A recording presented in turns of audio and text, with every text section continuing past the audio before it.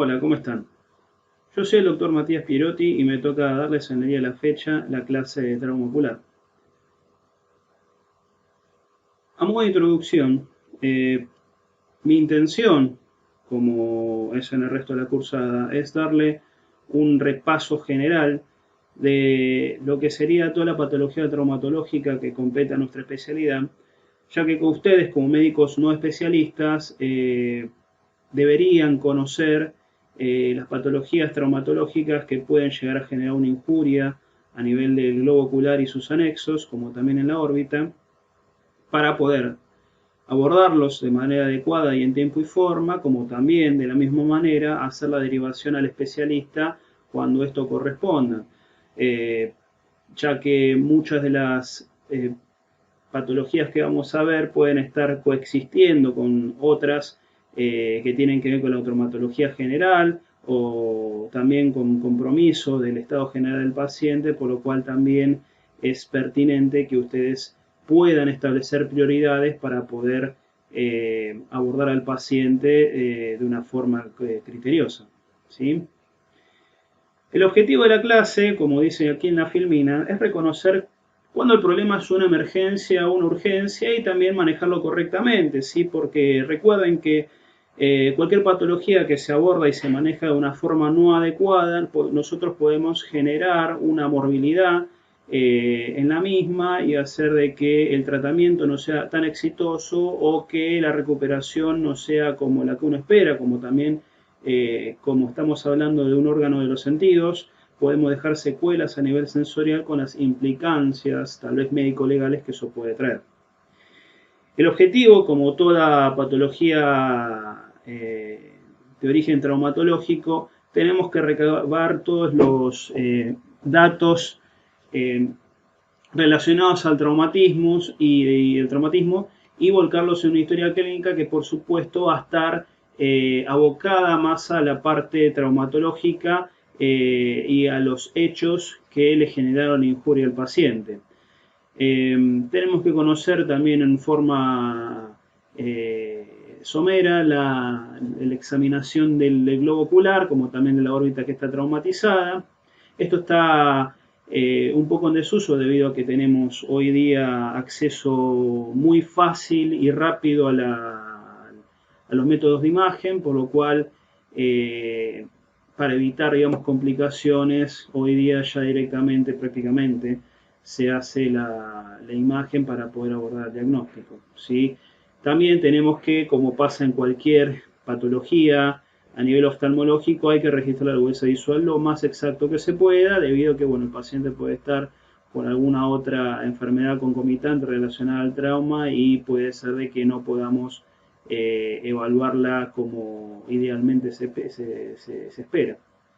Sí, y por supuesto, también conocer qué patologías tenemos que derivar y en qué momento lo tenemos que hacer. Disculpen.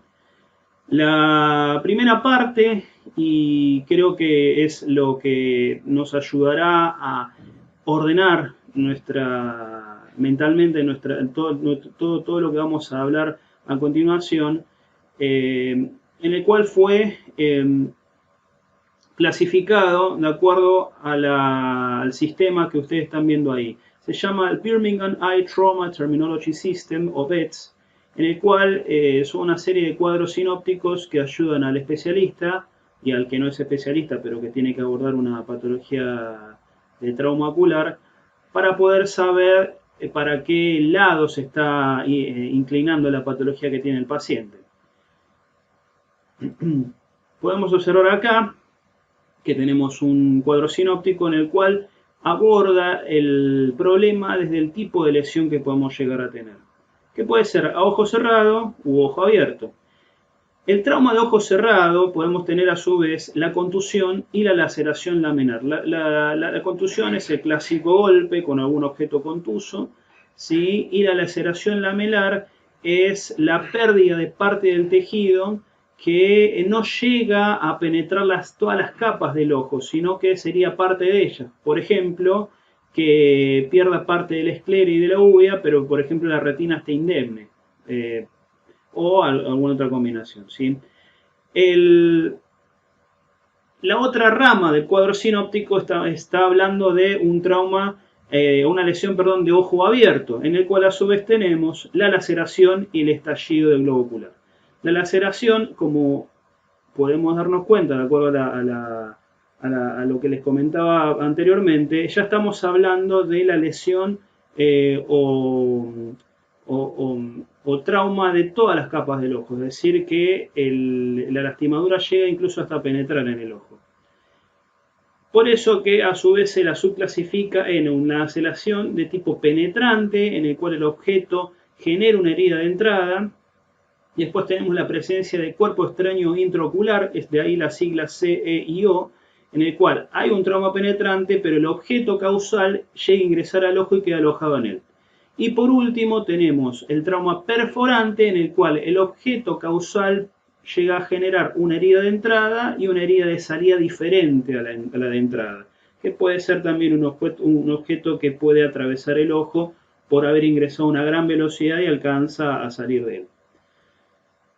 También tenemos otro cuadro sinóptico de este sistema de clasificación que lo toma desde el objeto causante, que como suele suceder en el tipo de trauma de otras especialidades, estamos hablando de un objeto contuso o un objeto cortante. El objeto contuso, esta clasificación nos hace la siguiente pregunta, que también la vamos a ver en el caso de causado por un objeto cortante, que es preguntarnos si el ojo está abierto en todo su espesor. Si es así, estamos hablando de una ruptura o un estallido del globo ocular. Si no es así, estamos hablando de una contusión. Pasando si el objeto es un objeto cortante, tenemos una rama que nos dice, el ojo está abierto en todo su espesor, perfecto. A su vez, el objeto dejó globo ocular. Si es así, nos preguntamos, a través de la misma herida, si es positivo, si es afirmativo, estamos hablando de un trauma penetrante. Si no lo es, ya estamos hablando de un trauma perforante, una herida perforante. Y si el objeto no dejó el globo ocular, estamos hablando de un cuerpo extraño intraocular.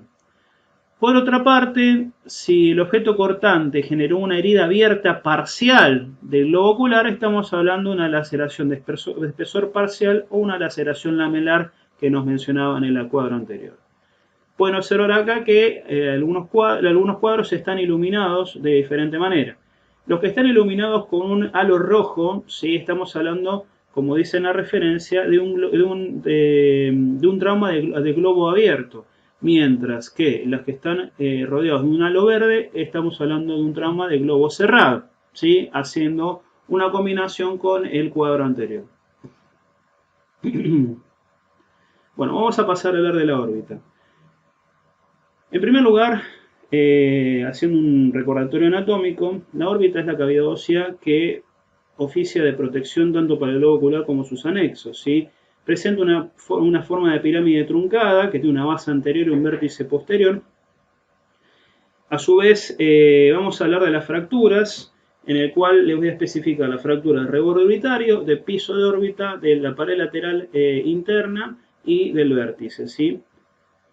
Pero vamos a pasar a describir un poquito las diferentes regiones, ¿sí? Que me parece que con este gráfico va a quedar más claro.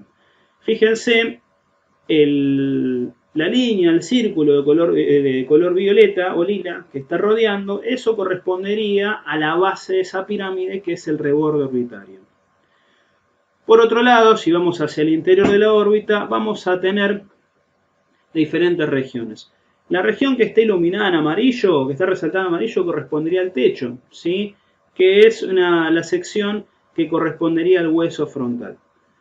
La pared lateral interna está conformada prácticamente en toda su extensión por el hueso etmoides. También participa parte del hueso maxilar superior y también parte del ala menor del esfenoides, pero prácticamente toda la pared la conforma la lámina papirácea del etmoides.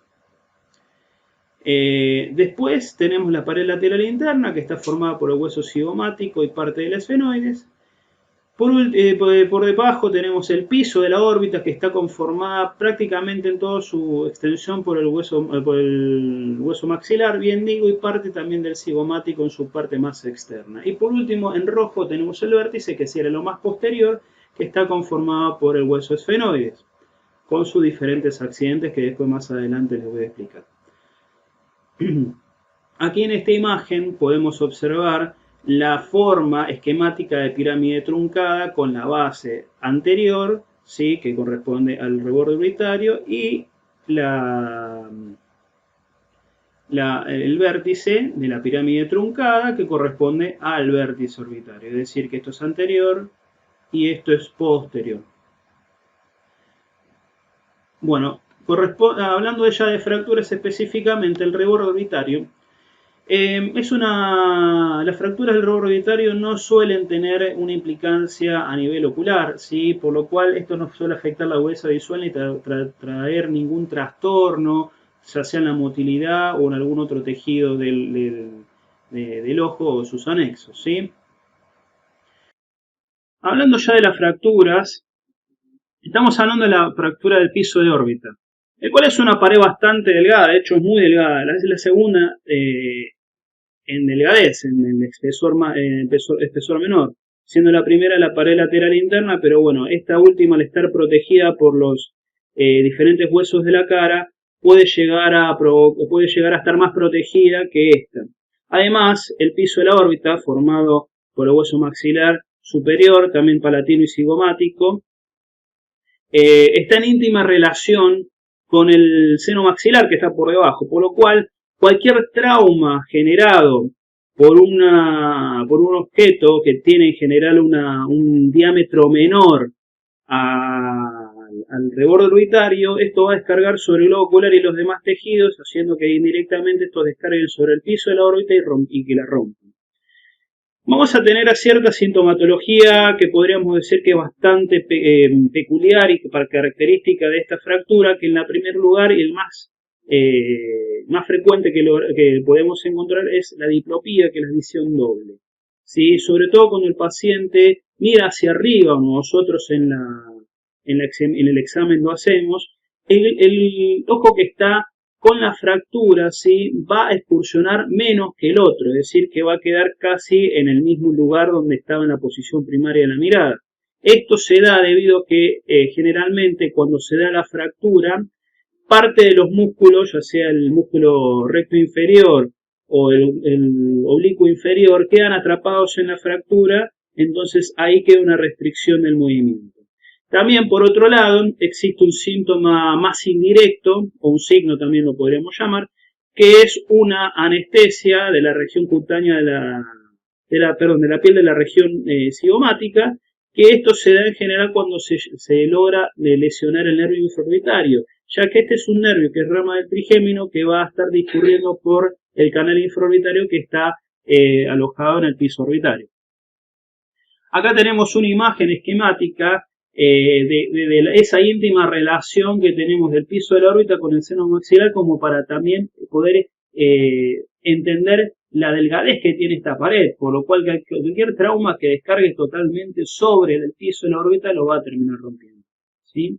Acá en esta foto tenemos una imagen de un chiquito que tuvo un trauma que generó una fractura del piso de la órbita, en el cual el paciente tiene una diplopía debido a que los ojos están mirando hacia diferentes lados, y en la foto también se puede observar que al chico lo están haciendo mirar hacia arriba, en el cual el ojo normal puede hacer una hipertropia normal, ¿sí?, es decir, puede excursionar normalmente, mientras que el ojo con la fractura, fíjense que queda prácticamente fijo en la posición primaria de la mirada.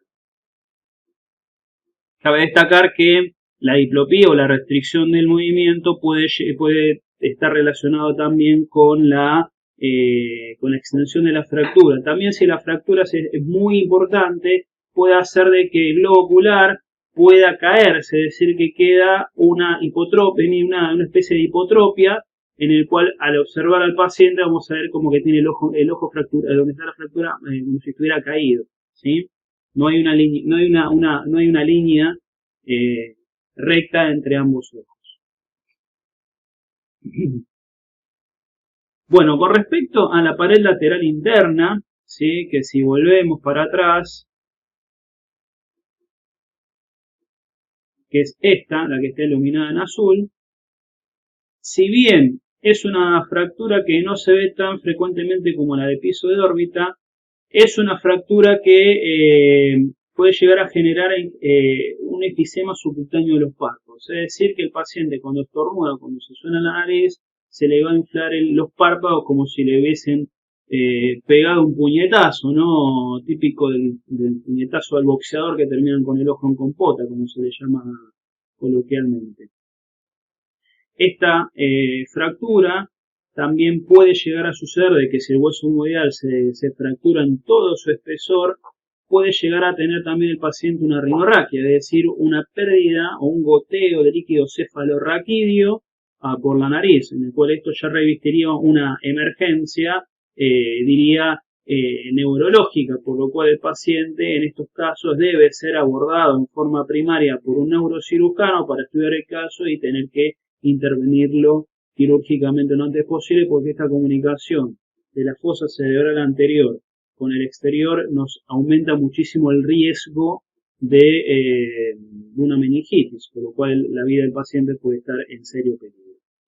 Por último, tenemos la fractura del canal óptico, que es el vértice orbitario, en el cual ahí sí vamos a tener una gran cantidad de novedades. ¿Sí? Básicamente lo que vamos a tener por el trauma es una pérdida o una disminución en general seria de la agudeza visual en forma unilateral, en el cual el paciente ya directamente nos va a decir si es que está consciente de que de ese ojo no está viendo. ¿Y por qué es esto? Acá tenemos un esquema, mejor dicho un dibujo extraído de un atlas, ¿sí? En el cual nos grafica muy bien el por qué cuando se fractura el vértice orbitario tenemos tanta sintomatología. Fíjense la cantidad de órganos nobles que pasan por ahí, ¿sí? Tenemos una cantidad grande de nervios, tenemos vasos, ¿sí? En el cual la gran mayoría van a gobernar el movimiento de los ojos, que va a proporcionar la visión o van a irrigar el ojo. Les describo. Tenemos el nervio óptico y la arteria oftálmica que pasan por el agujero óptico. Sí, después por la hendidura esfenoidal, es decir, la rama superior y la rama inferior de la hendidura esfenoidal, vamos a tener otro grupo, un gran grupo de órganos nobles, ¿sí? ¿Qué va a pasar por aquí? La rama superior del tercer par craneal, ¿sí? El nervio motor ocular común, ¿sí? Que inerva el músculo recto interno, ¿sí? Recto inferior, recto superior y oblicuo menor. Es decir, el único que le queda sin inervar es el recto externo y el oblicuo mayor. Pero acá no termina la cosa. Acá vamos a tener, va a pasar la rama nasociliar del nervio oftálmico, que es la rama superior del trigémino. Recuerden que cuando pasa, cuando discurre por el ganglio de Gasser, el nervio trigémino se divide en tres grandes ramas. La rama superior es el nervio oftálmico, ¿sí? Acá la rama nasociliar pasa también por la hendidura esfenoidal. Después tenemos el sexto par craneal, que es el motor ocular externo, que es el que gobierna la motilidad del recto externo. Después tenemos la rama inferior del tercer par craneal, el motor ocular común, como les mencionaba. Por la rama inferior de la hendidura esfenoidal pasa la vena oftálmica inferior. Después tenemos la vena oftálmica superior, que pasa por la rama superior de la hendidura esfenoidal. La rama lagrimal del nervio oftálmico, es decir, acá cometí una equivocación, en realidad, no cometí una equivocación. Esta sigla es B1, no es BI, o B6, o 6 en romano.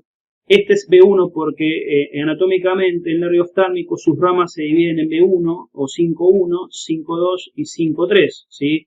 La 5.1 que es el nervio oftálmico, bueno, acá la rama lagrimal.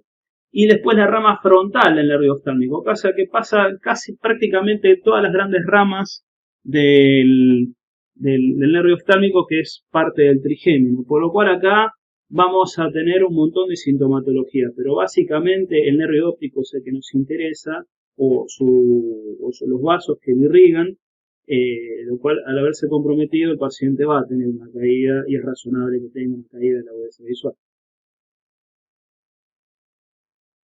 Bueno, pasando al globo ocular y sus anexos, es decir, a partes blandas, vamos a tener en primer lugar los párpados. Los párpados, como dice ahí, fisiológicamente por reflejo, van a cerrarse ante cualquier amenaza de un traumatismo ocular, ¿sí? Por el reflejo del parpadeo. El acto del parpadeo lo que va a hacer a su vez es mantener la córnea transparente porque lo que va a hacer es permitir el contacto de la lágrima y la correcta distribución de la misma por la superficie ocular, ¿sí? Ya sea corneal o conjuntival. Hay casos en el que los párpados, su motilidad se ve afectada, como suele ser en las parálisis faciales o las parálisis de tipo mecánica o la pérdida de sustancia en un trauma de un párpado, en el cual el globo ocular queda expuesto, generando lo que se llama el lagostalgia.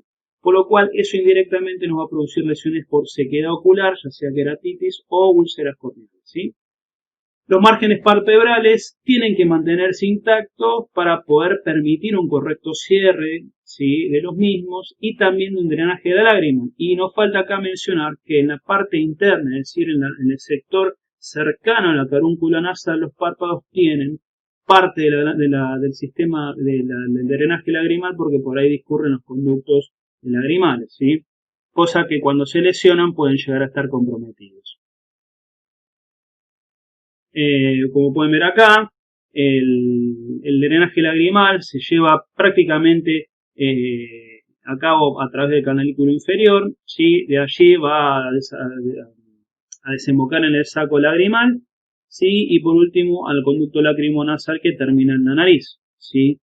Por lo cual, la lesión de la parte interna de los párpados puede comprometer el canalículo inferior en el caso del párpado inferior o el canalículo superior en el caso del párpado superior, en el cual el drenaje lagrimal puede estar afectado. Si sucede esto, puede ser de que el paciente quede con un lagrimeo permanente que se llama epífora, y es un lagrimeo, como dice ahí, literalmente es permanente, porque va a estar en todo momento lagrimeando el paciente, por lo cual, si bien eso no trae ningún peligro para su salud ocular, le va a traer una caída en su calidad de vida bastante importante.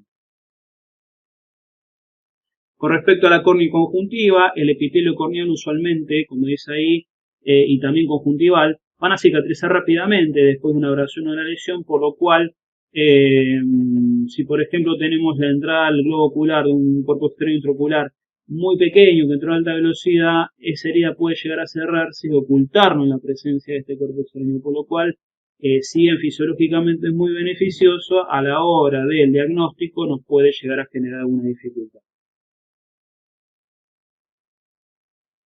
Con respecto a la cámara anterior, cuando tenemos una herida que no es filtrante, una herida penetrante, eso va a permitir la salida del glúmulo acuoso, que es el líquido interno que tenemos circulando en la parte, en el segmento anterior del ojo. Por lo cual eso va a traer indirectamente un aplanamiento de la cámara anterior. Como podemos ver en la imagen, ¿sí?, como dice ahí en la descripción, tenemos una cámara anterior que se está estrechando a causa de una herida corneal que filtra. Entonces esa salida de humor acuoso hace de que la cámara anterior tienda a aplanarse y, como dice ahí a lo último, cuando se da una pérdida de la cámara anterior, es decir, que deja de existir porque se aposiciona el iris con el endotelio corneal, eso se llama atalamia.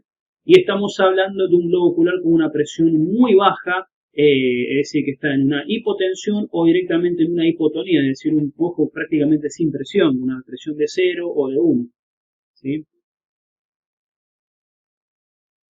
Con respecto ya a otras partes blandas, como es la uvea, tenemos el iris y el cuerpo ciliar. Luego de una herida penetrante de la córnea o el limbo, el iris se puede prolapsar por esa herida, si es lo suficientemente grande, haciendo de que se genere un fenómeno que se llama prolapso, ¿sí?, de iris, en el cual, como podemos observar en la foto superior, también trae una deformación de la pupila, ¿sí? El trauma contuso, por su parte, también puede llegar a generar una inflamación, es decir, producir iritis o iridociclitis, que es el equivalente a uveitis anterior, con la clásica sintomatología de la misma, que es dolor, ojo rojo, fotofobia y miosis refleja, ¿sí? También puede llegar a pasar que con el trauma contuso, si es muy potente, pueda llegar a generar un desgarro, una rotura del esfínter del iris, ¿sí? Que a continuación les voy a mostrar en estas dos mismas fotos donde se encuentra cada uno, ¿sí? Bueno, en la imagen superior tenemos el prolapso de iris a causa de una herida penetrante en el limbo esclerocorneal o en la esclera lindante con la córnea, en el cual vamos a observar que tenemos parte del iris que se prolapsó, que si bien es malo, a la vez es bueno porque al tapar esa herida evitamos que siga filtrando humor acuoso, si lo tapona haciendo una especie como de corcho. Entonces lo que va a hacer es que el ojo no pierda tanta presión ocular como si la herida estuviese filtrando libremente. Por lo cual eso puede llegar a evitar la aparición de síntomas relacionados con la hipotonía ocular, como puede llegar a ser desprendimiento de retina, desprendimiento de la coroides, por lo cual eso evitaría que el pronóstico de ese ojo empeore mucho más. En la imagen número 2 es lo que les quería mostrar. ¿Sí? Ustedes pueden observar que de este lado tenemos el borde de la pupila en forma irregular, como con los bordes aserrados. Bueno, acá es la zona donde se hizo el desgarro del músculo esfínter de la pupila o del iris, en el cual acá ya no funciona correctamente. Por otra parte, en el otro sector tenemos un borde pupilar perfectamente liso, ¿sí? En el cual acá tenemos músculo de esfínter indemne. Esto trae a su vez secundariamente una alteración en el juego pupilar, es decir, la miosis va a estar alterada, por lo cual no está de más decirle al paciente si tiene esto, es que a su oftalmólogo le avise, porque puede llegar a ver, si es muy grande la alteración del músculo esfínter, una alteración en el reflejo pupilar, por lo cual eso puede llegar a generar diagnósticos en donde no existen, ¿sí? Por lo cual, bueno, es solamente es una anécdota, porque bueno, para este tipo de alteración no existe actualmente un tratamiento que lo solucione. Continuando con lo mismo, recuerden que la uvea, o sea, el iris, cuerpo ciliar y coroides son la capa vascular del ojo, por lo cual cualquier trauma contuso o penetrante puede llegar a generar un sangrado. Ese sangrado, cuando nosotros los vemos alojado en la cámara anterior, se denomina hipema, ¿sí? El paciente en general requiere internación, sobre todo cuando el hipema es muy voluminoso, ¿sí? En el cual durante la internación se tiene que evaluar la presión ocular y ver cómo va drenando la sangre, ¿sí? A continuación les voy a mostrar que por los diferentes tipos de hipema que se han encontrado se han logrado clasificar en diferentes grados, ¿sí? Específicamente son 4, en el cual el grado 1, que es el menos importante, que tenemos la foto aquí, la superior izquierda, estamos hablando de una colección sanguínea o hemática que cubre hasta un tercio de la cámara anterior. El grado 2 es un poco más voluminoso, ocupa hasta la mitad de la cámara anterior, prácticamente tocando el borde inferior de la pupila. El grado 3, que ocupa hasta 3/4 de la cámara anterior, como podemos hacer en imagen 3, que prácticamente la pupila no se ve. Y por último, grado 4, que está toda la cámara anterior llena de sangre, el cual en inglés lo suelen denominar red ball. Estos últimos 2 grados, en general, hoy día lo que se hace es directamente subirlos a quirófano y hacerles exploraciones quirúrgicas, porque al hacer tan voluminosa la sangre y no permitir las estructuras posteriores, no podemos saber si el paciente, aparte del hipema, tiene alguna otra lesión, es decir, como por ejemplo una diálisis del cuerpo ciliar, una luxación o subluxación del cristalino, un desprendimiento de retina, por lo cual hoy día directamente ya se suele subir directamente a quirófano, no se espera hasta que se vaya el hipema, se lava toda esa sangre y se hace una exploración del resto de las estructuras y se las trata en caso de que haya alguna lesión, ¿sí? Acuérdense de que el hipema, cuando se interna hay que hacer un seguimiento por lo menos por una semana, porque aproximadamente en esa cantidad de días puede haber un resangrado, y ese sangrado puede hacer de que un hipema de grado 1 pueda pasar un grado 3, un grado 2, es muy raro que pase a ser un 4, pero puede sangrar más que la primera vez. Con respecto al cristalino, tenemos que las 2 lesiones más importantes son la catarata traumática y la luxación o subluxación del cristalino, ¿sí? La catarata traumática se da por una lesión ya sea contuso o penetrante que lesiona la cápsula, que hace que se embeba de líquido y se opacifique. Y después tenemos la luxación o subluxación del cristalino cuando hay una rotura parcial o total del soporte sonular, ¿sí? En el cual el cristalino cambia de posición, ¿sí? por cuestiones de perder su soporte, generando que se falla algún sector del ojo, ya sea al segmento anterior o posterior, o que quede suspendido, por ejemplo, en la foto, que ahora les voy a pasar a explicar en la siguiente filmina, que tenemos una subluxación del cristalino. ¿Sí? En el caso este, tenemos una rotura de la zona superior, por lo cual el cristalino por gravedad se cae, dando una imagen de sol naciente. En caso de que si se daña la zona superior, queda suspendido con más libertad, por lo cual nosotros en la biomicroscopía podemos ver el movimiento del cristalino, cosa que normalmente eso no se debería ver, por lo cual eso también nos estaría hablando de una subluxación, ¿sí? Por supuesto, estas dos patologías son quirúrgicas, se tiene que sacar ese cristalino y colocar en reemplazo una lente intraocular. Humor vítreo. El humor vítreo en general no suele lesionarse al estar profundamente dentro del ojo.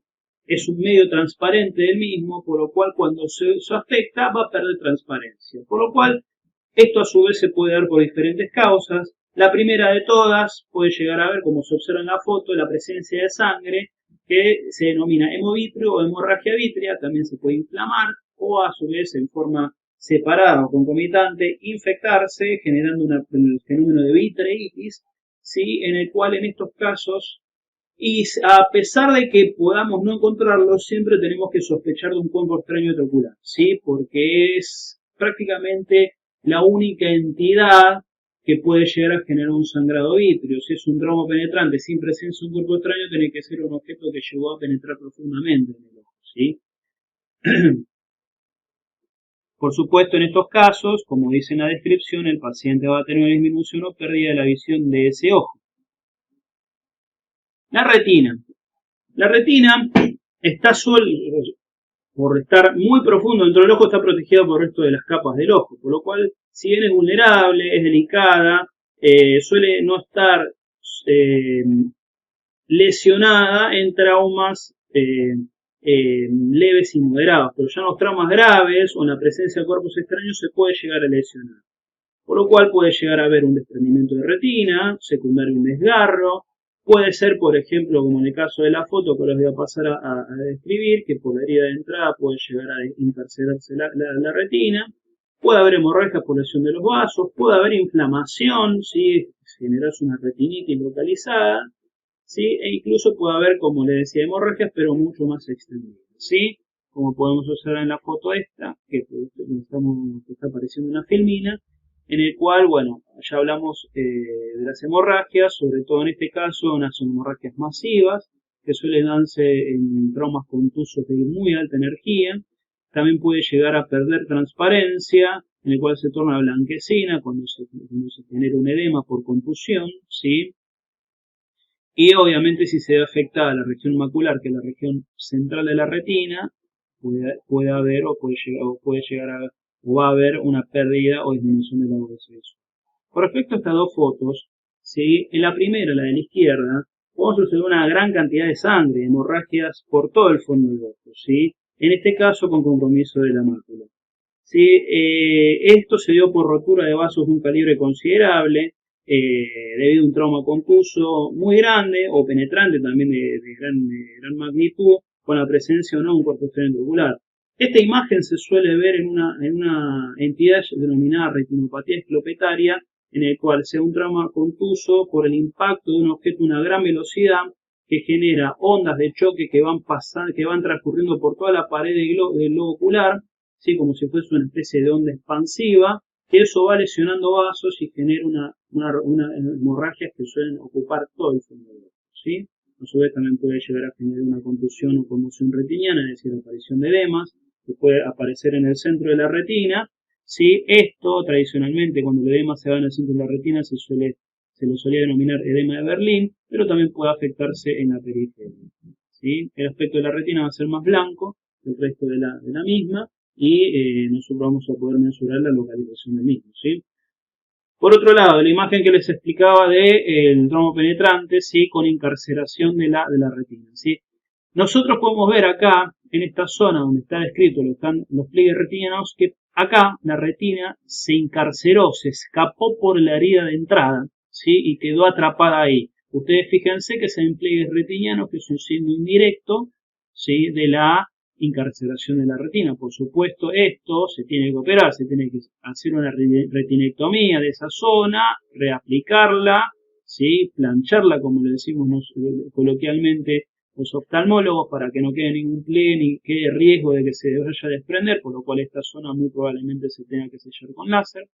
Sí, también tenemos la presencia de hemorragia. Y en esta zona que le delimité con una línea amarilla, podemos observar que la retina está más blanca que en esta zona, por ejemplo. Bueno, en esta zona hay edema de la retina, que obviamente es lógico debido a que está muy cercana a la lesión que se puede observar fácilmente en la hoja.